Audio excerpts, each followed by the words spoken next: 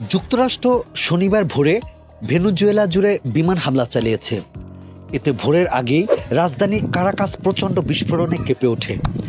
এর কিছুক্ষণ পরেই ডোনাল্ড ট্রাম্প ঘোষণা দেন মার্কিন বাহিনী ভেনেজুয়েলার প্রেসিডেন্ট নিকোলা মাদুরো ও তার স্ত্রী সিলিয়া ফ্লোরেসকে বন্দী করে ভেনেজুয়েলা থেকে আকাশপথে দেশের বাইরে নিয়ে গেছে।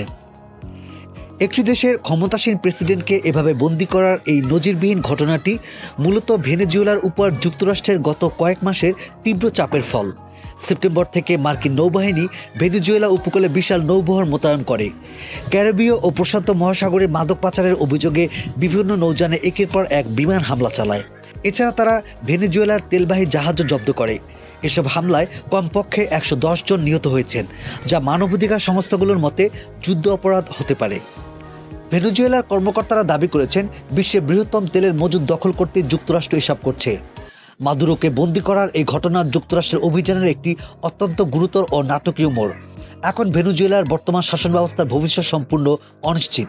ট্রাম্প দ্বিতীয় মেয়াদে ক্ষমতা নেওয়ার পর থেকেই নিকোলা মাদুরোকে তার প্রধান নিশানা বানান।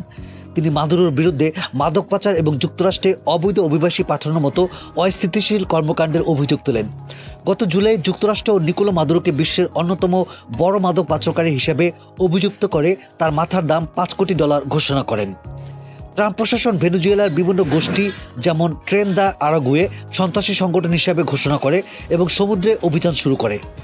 ট্রাম্প খোলাখুলিভাবেই ভেনেজুয়েলার শাসন ব্যবস্থা পরিবর্তনের ইঙ্গিত দিচ্ছিলেন। নভেম্বরের শেষ দিকে তিনি মাদুরোকে ক্ষমতা ছাড়ার চূড়ান্ত সময়সীমা বেঁধে দেন এবং নিরাপদে দেশ ছেড়ে যাওয়ার প্রস্তাব দেন। মাদুরো সেই প্রস্তাব প্রত্যাখ্যান করে বলেন তিনি দেশের শান্তি চান না, তিনি যুক্তরাষ্ট্রকে তেললোভী হিসেবে অভিযুক্ত করেন। টাইম টিভি বাংলা, সত্যি উন্মোচনের অঙ্গীকার।